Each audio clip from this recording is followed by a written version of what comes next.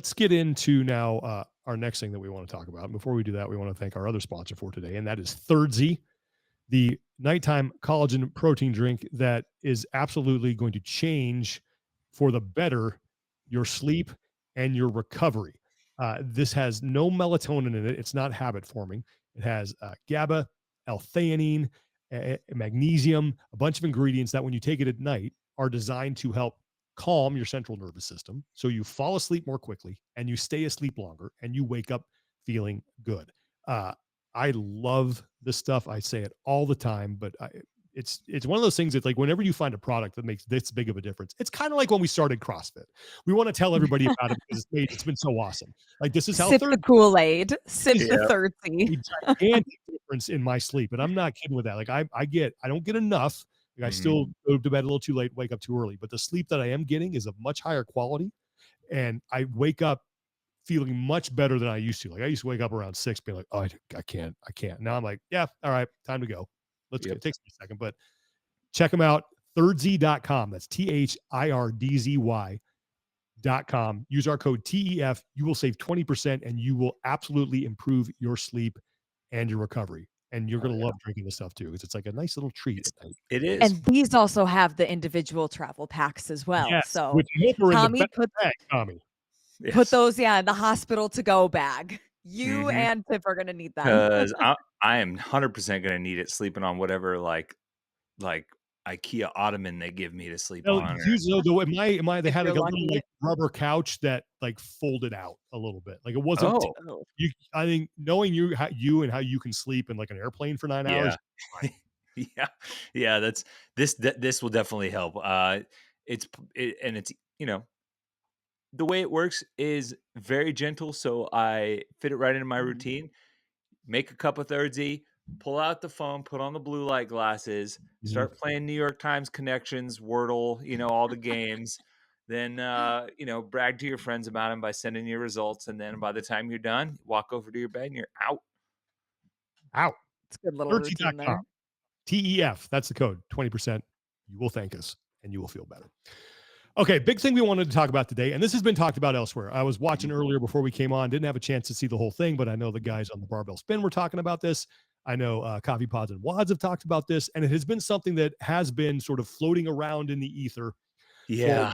And since we are in that slow time and, there's really nothing more to talk about, and we're kind of barreling towards next season, it's like, it's coming, is that there's the possibility of some sort of like online, like the whole season, is going to be online leading up to the games. So it would be like open quarterfinals, semifinals, then games, but all those qualifying stages would be online.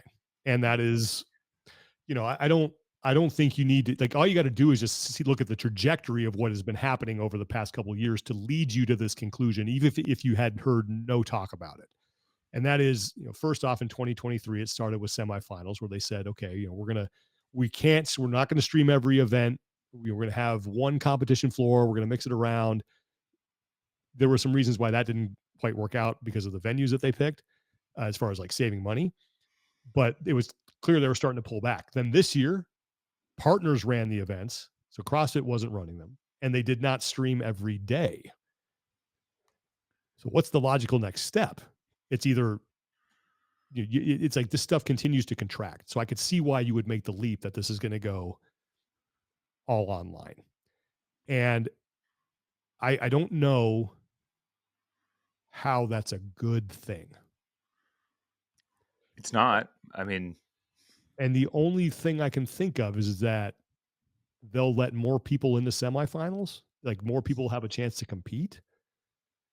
But there's already such high criticism with the systems that we have online when it comes to the accuracy of the judging. And I mean, even now with Dubai recently, somebody cheating, like it's just adding more controversy that the sport doesn't need, that the athletes don't need, that it rips away almost all the professionalism. And not even like, that's just the tip of the iceberg. Think about all of the financial opportunities that people in the ecosystem now don't have if you're in person.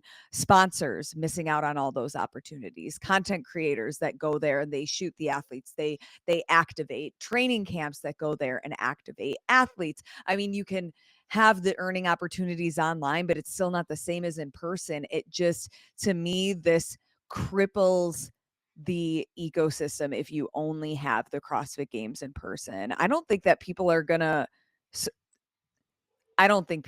support that if it happens. I think there will be some, but I don't think that a lot of the big names will.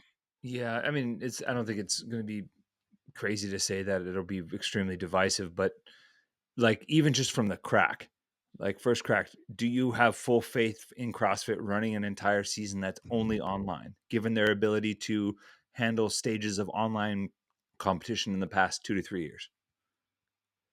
No, With like last year they announced that they could only do one video review, and you're going to qualify people for the CrossFit Games through that?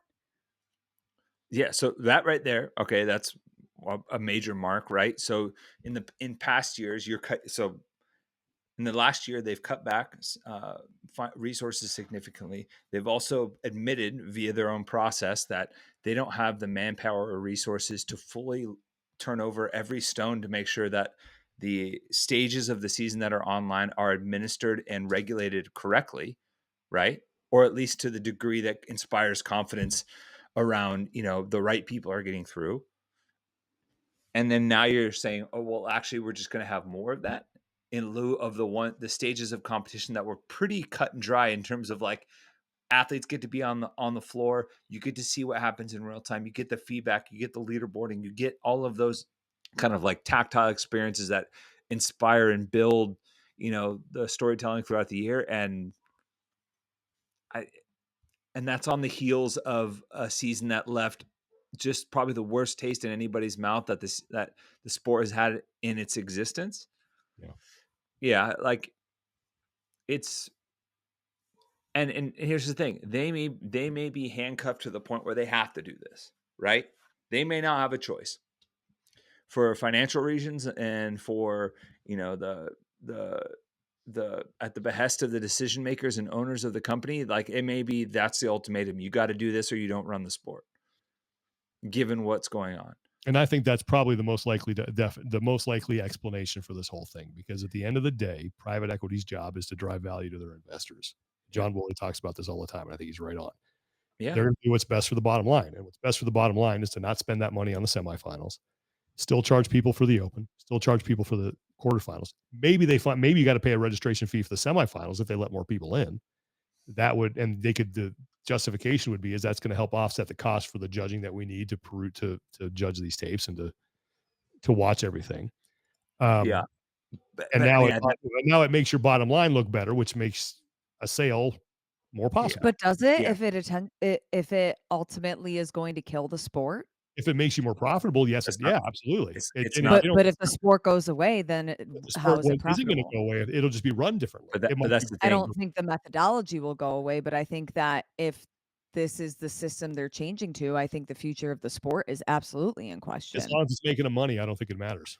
Yeah, but but the question is, how long will it make them money for? That I don't know. One. That's a very good question. Two, if this is ultimately a way to drive a more advantageous bottom line profile for them to just offload this in a sale, right? If they're going to sell the company, then they don't care if it's profitable long term or if the Yeah, sport survives long term. they can It's look at not it their now. problem once someone else signs on the dotted line. So what that really does is that either forces the new ownership to either figure out, do we continue on this path? Probably not. All right, well then how do we make this, how do we reset here in a way that's anyway beneficial to the athletes in the sport that, is supposed to be entering what, close to year 20 in another few years here. God, that's Um, true, man. it's That's it, nuts. and you're trying to reverse the downward spiral of bad decision after bad decision after bad decision. We've had 6 seasons in consecutive order where some aspect of the structure has changed significantly, affecting how both athletes navigate the season and qualify for the CrossFit Games. And I would argue that maybe only one of them the switch back to semifinals in 2021. Mm-hmm. But even then, you had to do some online because we're still dealing with Yep. the back end of COVID. So maybe 2022, where people felt like, all right, this is back to something where we're a little bit more predictable and we're ready to go. But even then, people were still questioning quarterfinals. But yeah, it's it feels like CrossFit's like hands are tied. They have to do this, and they're doing it to try and save face for whatever way they can, so they can offload the company, sell it, wash their hands of it. Hopefully, whoever takes it over has good intentions and can make something out of it. That's what it feels like to me. This how do we make make this good enough to where we can get out? And honestly, like it's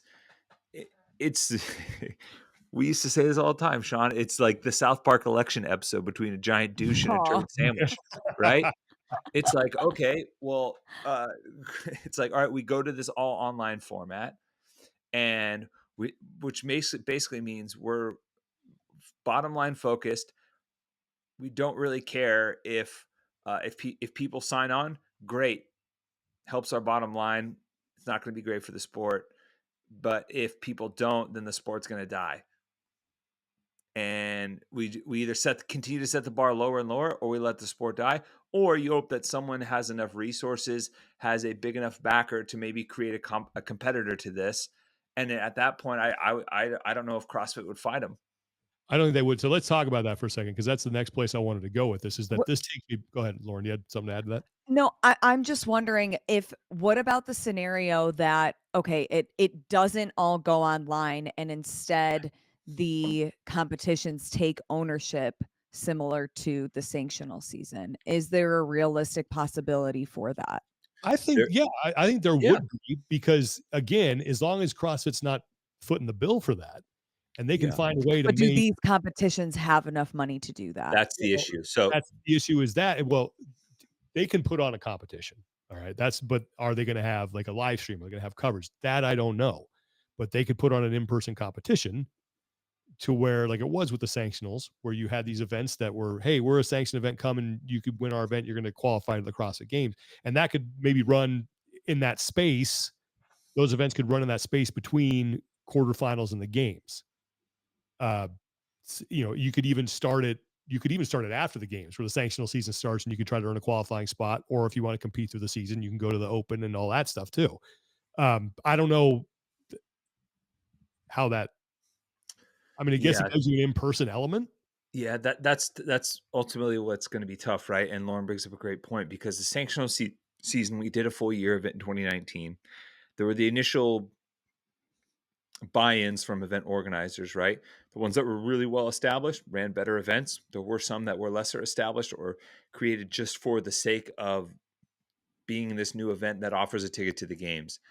And I don't think, because all of that came to a grinding halt in 2020, we actually got to see the long-term effects of what this system would do in terms of Mhm. viability for these events as businesses. I know for a fact that a lot of these were not financially viable, No. and that they were just kicking the can down the road from an eventual folding from however many we had, like what, 25, 30 sanctionals at that time.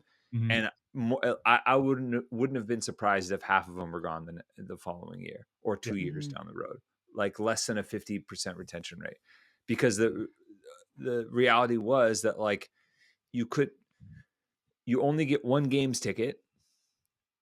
Athletes are going to place their chips where it's most advantageous to them. They're going to spread out. You're going to have maybe 2 to 3, maybe 4 athletes with some sort of games pedigree.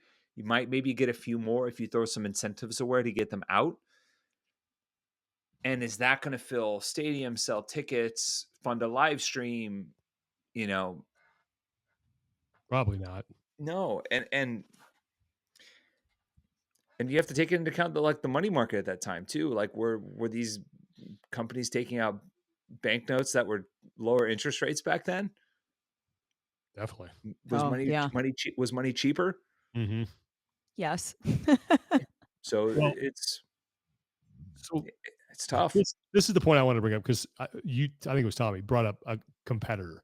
And this goes back to the Mhm. PFAA and the demands and all that stuff. And when we had Brent and Pat on asking, like, okay, well, what if CrossFit says we're not doing any of this? What do you guys do? And they said that, there are an alternate plan that they're working on. Now, to me, that means different league, different season, competitive. Yeah. And I think the people are out. I've always said this: the people are out there. If you got them in the room to make something like that work, it's just a matter of, you got to find the funding for it, and you have to have, a business plan and all that stuff that's, beyond what I would know how to do.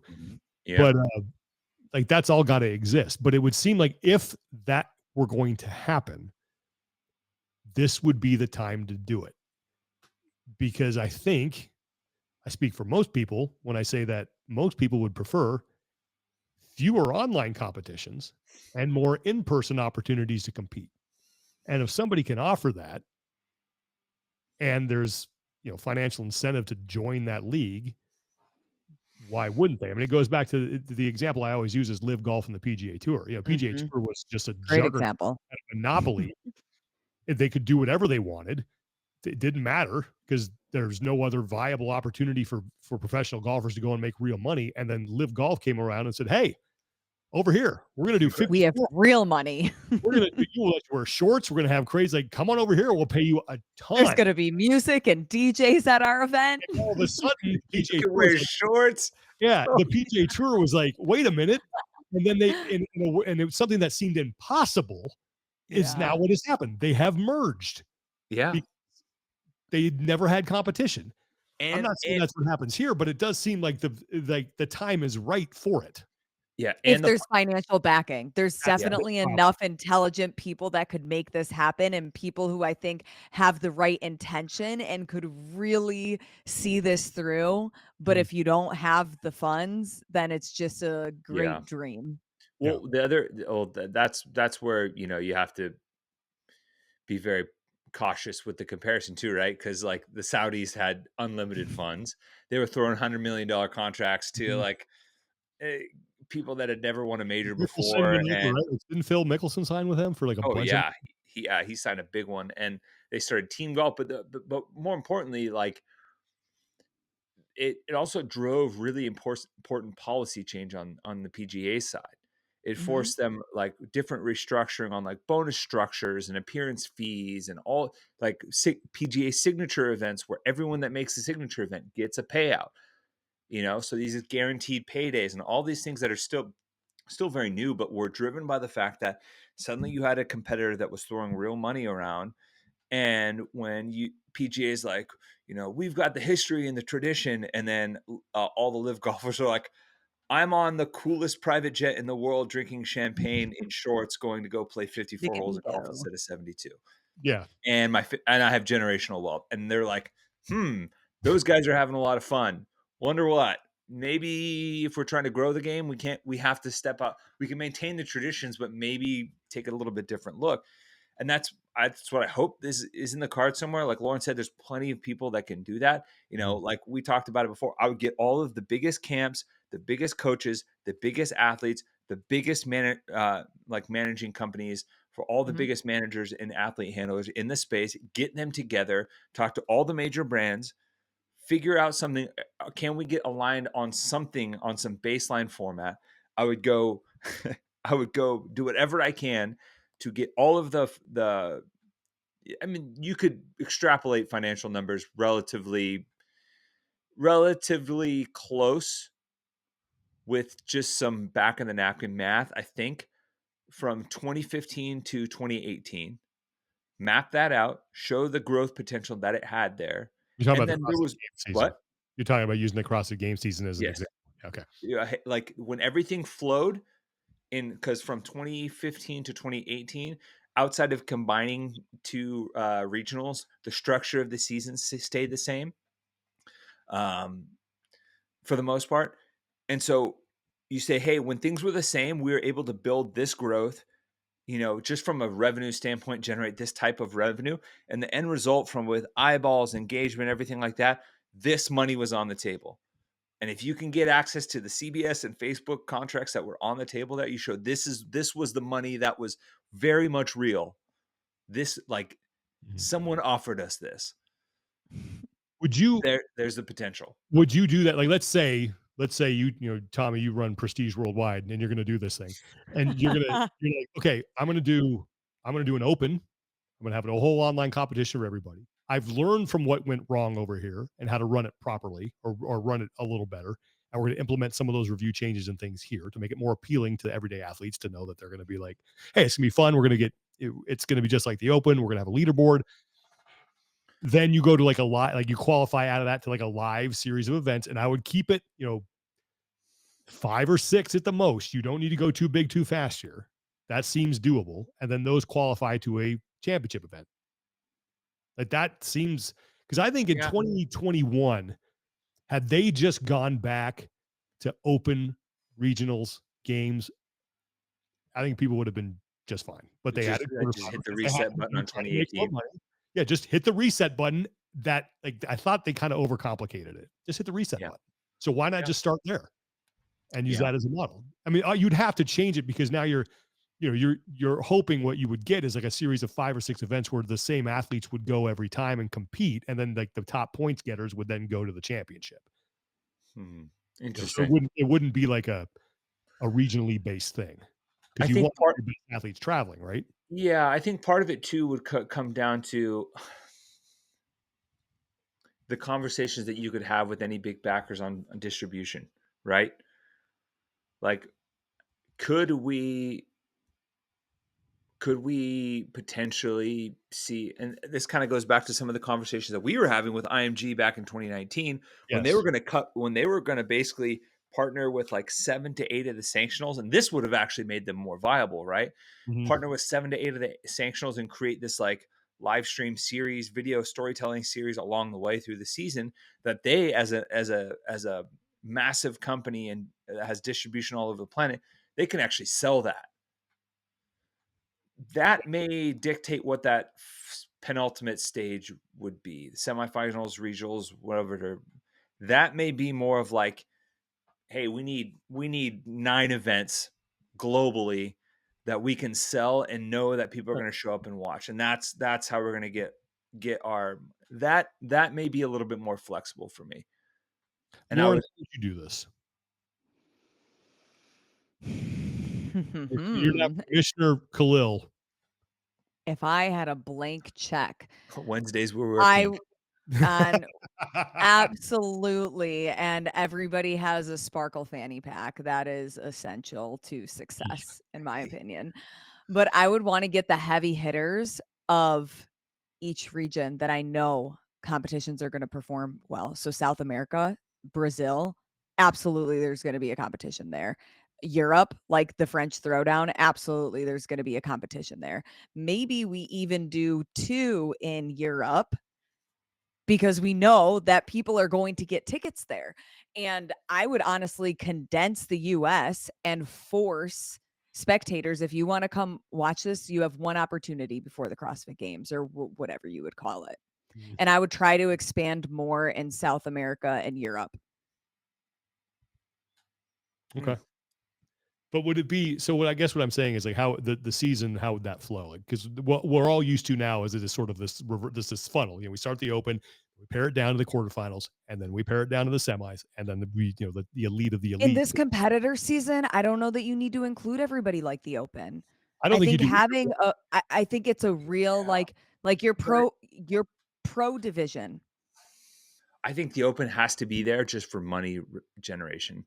Yes, you got to have something where it's like, this is how you earn your way on into these events. But what I don't understand is, why don't we do a hybrid system of what open and quarterfinals were? And I think we talked about this a little bit.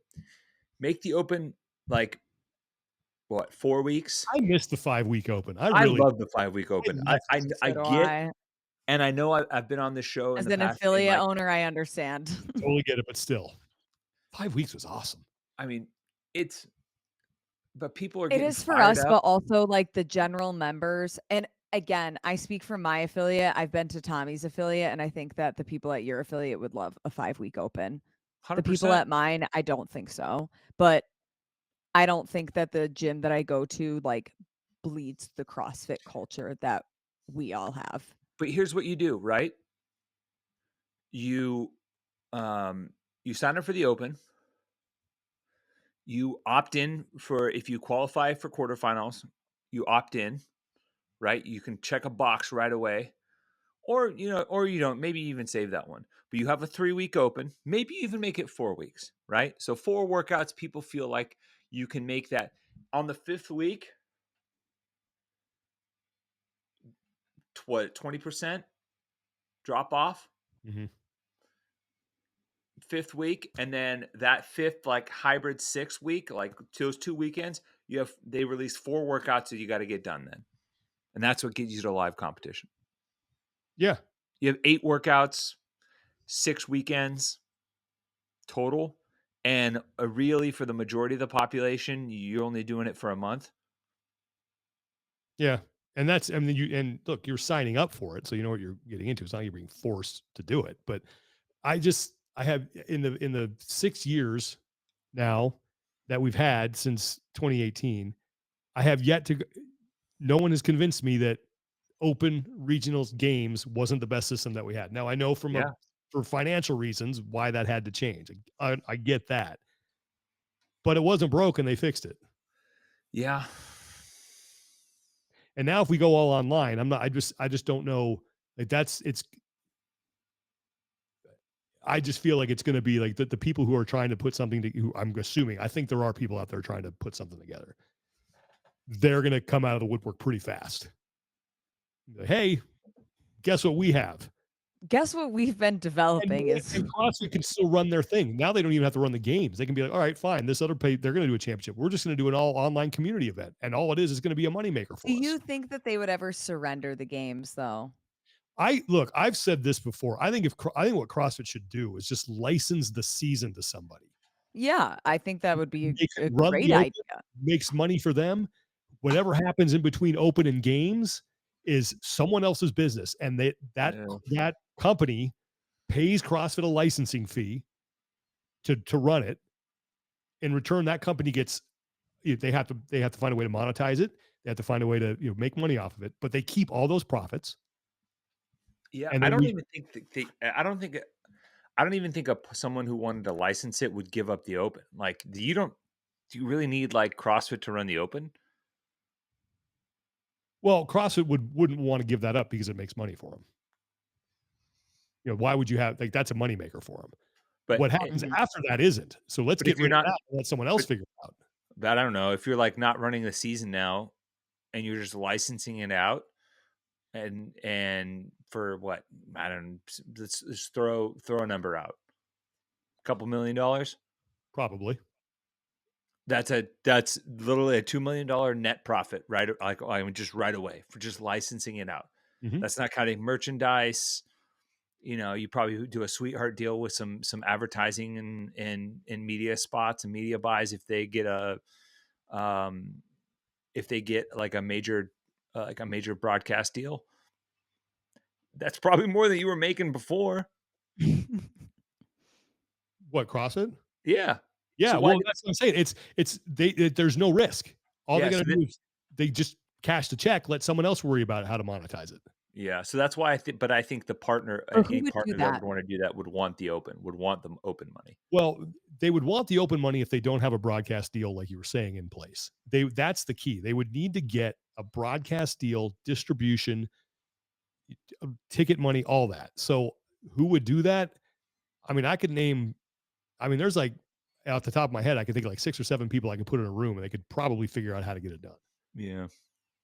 But that is in a perfect world scenario where everybody agrees to work together. Mhm. I don't know if that's going to happen, but getting back to just the genesis of this whole conversation, the rumors of this online thing, like I would not be shocked if that's where we are heading.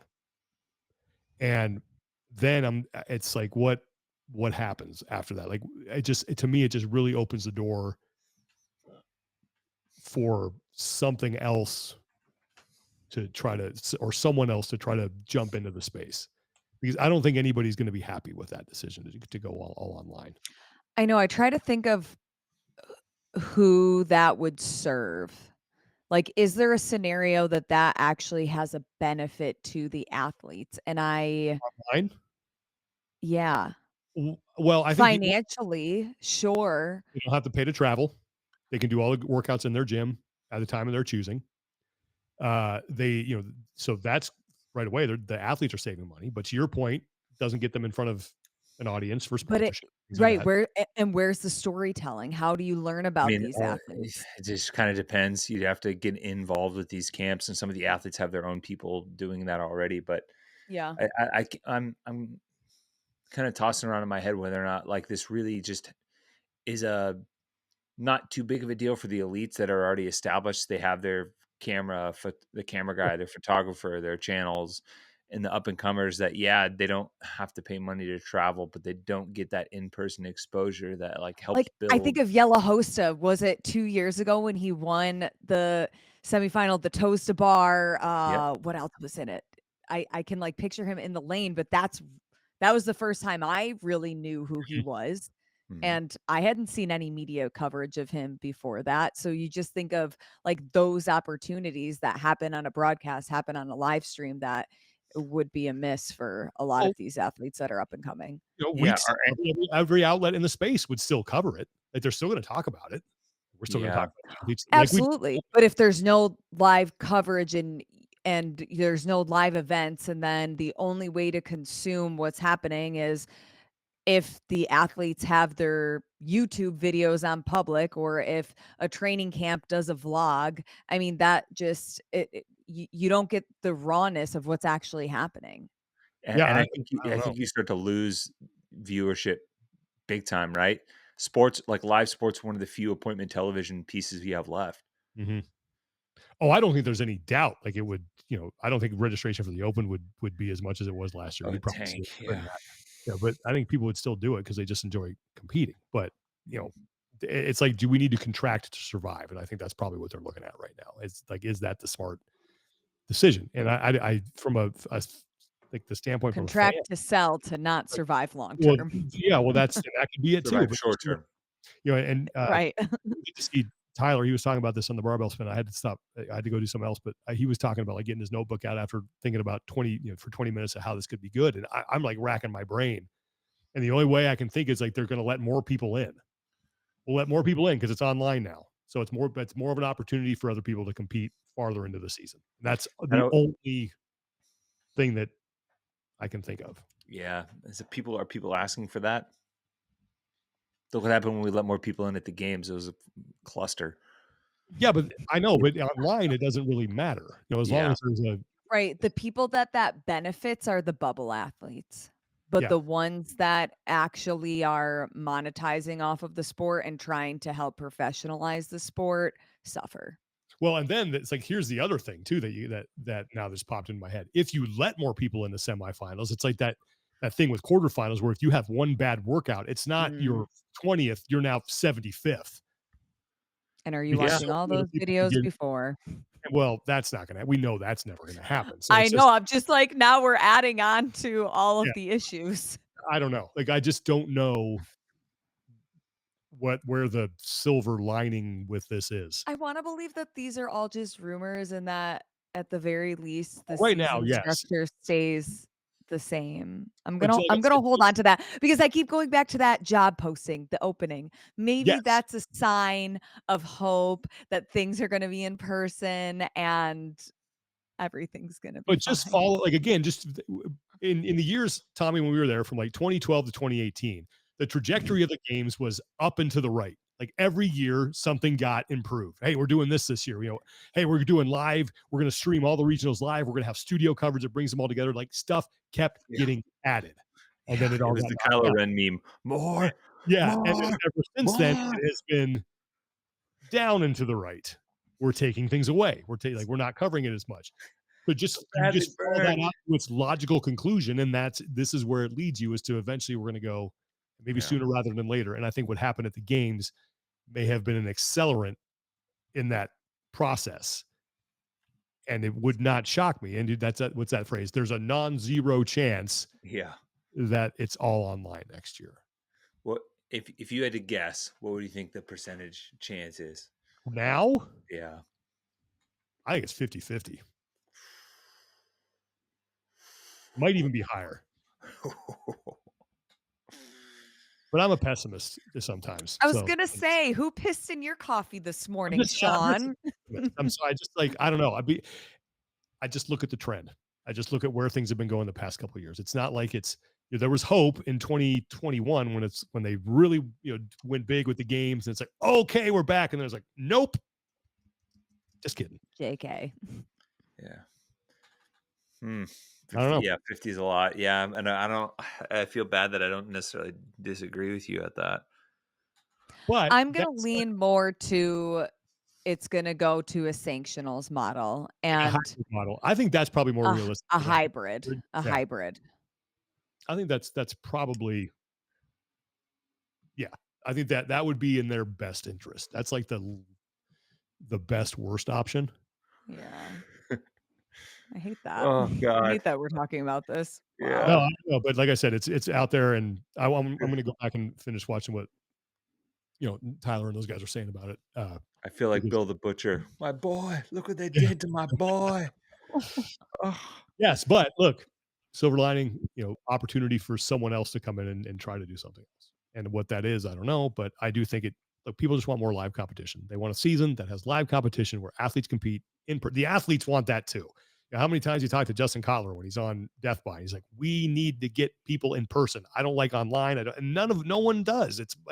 Which I is don't, coming back, by the way. We're just rebranding, yes, if anybody was wondering. it's coming back. So we're going to have a relaunch of that. Okay. Anything else we want to add to that conversation? I don't think we solved anything, but I just wanted to address it.